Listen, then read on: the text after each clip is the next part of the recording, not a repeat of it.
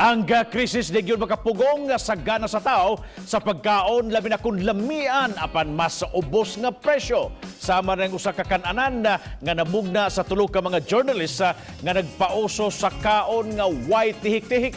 Hab-hab to the max. Ila-ilahon nato sila pinagi ni mao report.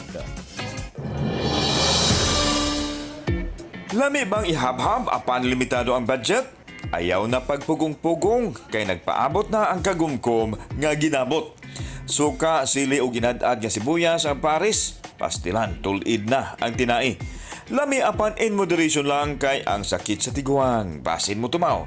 Gawas sa best seller nila nga ginabot, anausay budget meal, ang rice topping na ay humba, tapa, longganisa ug uban pang lami ang sudan. You name it. And they have it. Sa presyo nga dili ra moabot sa 50 pesos, busog ka na.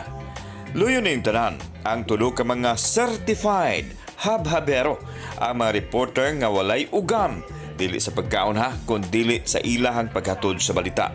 Si Calvin Cordova, Arnold Bustamante ug Nestle Similia, kinsa nagalagad sa managlahing media outlet. We cannot just rely on our kanang job.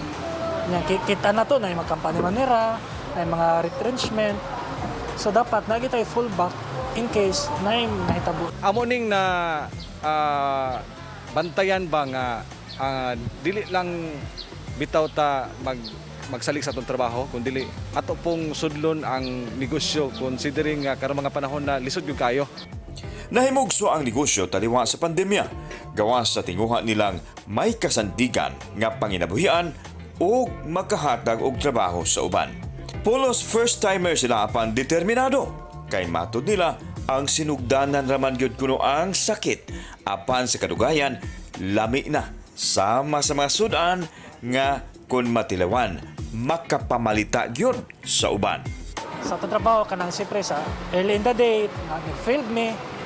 So after anap, a file story, mga hapon, ari na gid mo diri. Check kung sa mga kinang lanon, mga stocks, din ang inventory. Nindot siya nga negosyo. Labi na kay ang maong pagkaunan para gyud sa masa. Barato ra kaayo, affordable alang neto nga mga kaigsunan nato nga mga dili ikasarang o way ikasarang ba nga mukaon ngadto sa mga mahalon nga mga pagkaunan. Kauban si John Solon o Cleofer Lumayag, ako si Alan Domingo. Balitang Bisdak.